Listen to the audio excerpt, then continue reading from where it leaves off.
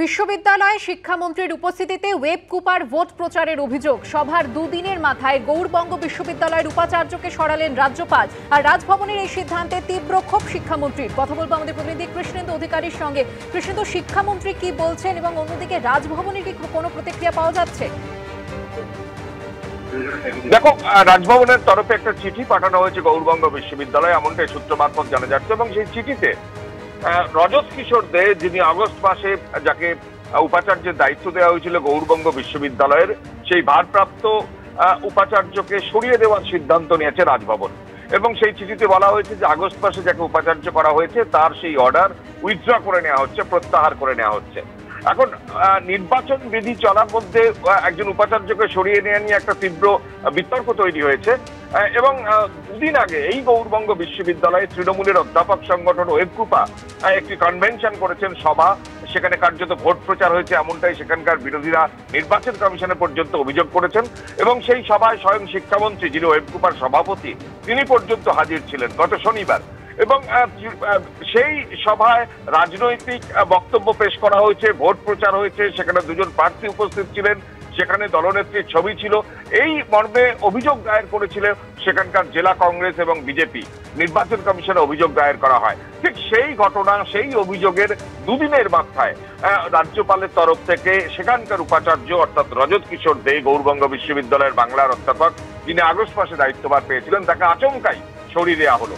এই সিদ্ধান্তের প্রতিবাদে সরব হয়েছেন শিক্ষামন্ত্রী। তিনি বলছেন বা তিনি অভিযোগ করছেন যে গোটা বিষয়টা নির্বাচন প্রক্রিয়ার মধ্যে এইভাবে কেন করা হচ্ছে এবং গোটা বিষয়টা সুপ্রিম কোর্টের সিদ্ধান্তের বিরোধী। সব মিলিয়ে ভোটের মধ্যে ভোট প্রচারকে ঘিরে, বিশ্ববিদ্যালয়ে উপাচার্যকে সরানোকে ঘিরে রাজনৈতিক বিতর্ক তৈরি হয়েছে মালদায়।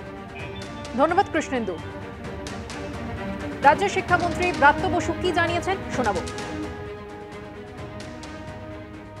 এই লোকটির মানে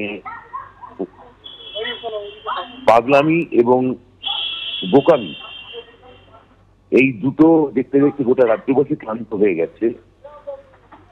দুদিন আগে আমাদের গৌড়বঙ্গে আমাদের রাজ্য ওয়েবকুপা অর্থাৎ তৃণমূল অধ্যাপক সংগঠনের একটি কনভেনশন হয় এবং সেখানে কেয়ারটেকার যে ভাইস চ্যান্সেলর, যিনি এখন সুপ্রিম কোর্টের আইন অনুযায়ী এবং কথা অনুযায়ী যিনি এখন ভাইস চ্যান্সেলর নন, তিনি সেখানে উপস্থিত হননি।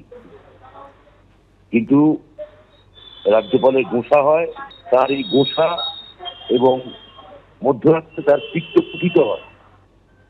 এই পিত্ত কুপিত হওয়ার কারণে এবং গোঁসা হওয়ার কারণে তিনি সমস্ত নির্বাচনী যে বিধিনিষেধ আছে সেগুলোকে তোয়াক্কা না করে, সুপ্রিম কোর্টকে গুরুত্ব না দিয়ে, সুপ্রিম কোর্টের রায়কে তুড়ি মেরে উড়িয়ে তিনি এই কাজটা করলেন। যে গৌড়বঙ্গে একটা চিঠি পাঠালেন এবং চিঠি পাঠিয়ে বললেন যে যাও তুমি বাদ, তোমাকে আমি আর ভিসি খেলা খেলতে দেবো না।